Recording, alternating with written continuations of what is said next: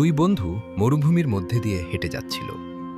কিছুক্ষণ যাত্রার পর তাদের দুইজনের মধ্যে ঝগড়া শুরু হয় এবং এক পর্যায়ে এক বন্ধু আরেকজনকে থাপ্পড় মেরে বসে।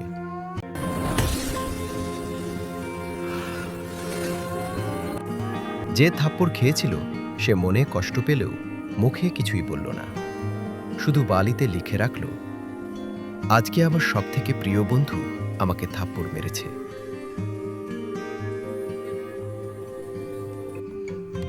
এরপর যথারীতি তারা আবার হাঁটতে থাকল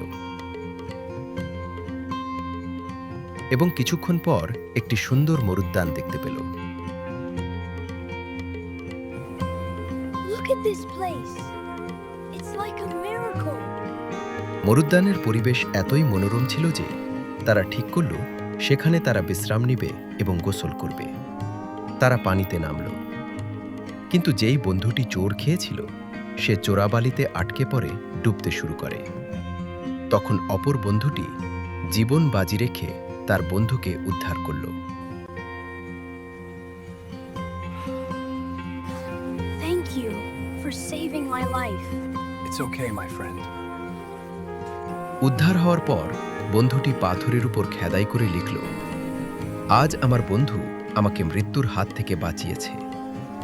এটা দেখে তখন অপর বন্ধুটি তাকে জিজ্ঞাসা করল, আচ্ছা, আমি যখন তোমাকে চোর মেরেছিলাম তখন তুমি বালির উপর লিখেছিলে, আর এখন পাথরের উপর খেদাই করে লিখলে কেন?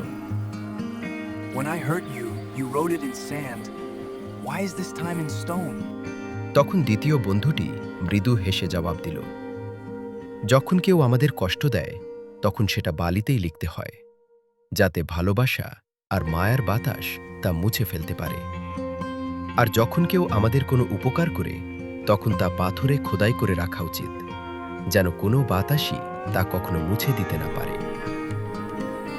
এই ঘটনা থেকে শিক্ষণীয় বিষয়গুলো হলো: 1. ঝগড়া বিবাদ না করা, আর ঝগড়া লেগে গেলেও সম্পর্ক নষ্ট করে দূরে চলে না যাওয়া। 2. রাগের সময় মাথা ঠান্ডা। 3. ক্ষমার দুয়ার প্রশস্ত করা, অপরের দোষ ত্রুটি ক্ষমা করা।